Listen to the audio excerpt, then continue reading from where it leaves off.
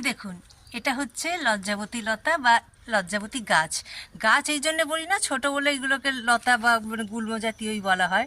আমরা জানি লজ্জাবতীর পাতায় টাচ করলেই মানে পাতা গুটিয়ে যায়, এই জন্যেই লজ্জাবতী। এই দেখুন, এ গুটিয়ে গেল, গুটিয়ে গেল।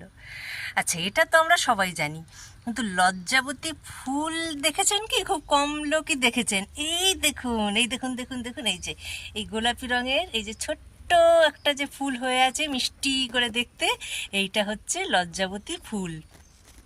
খুব সুন্দর দেখতে, আর হালকা একটা গন্ধও আছে। এই দেখুন পাতাগুলো কেমন আবার মুড়িয়ে যাচ্ছে, আবার মুড়িয়ে যাচ্ছে।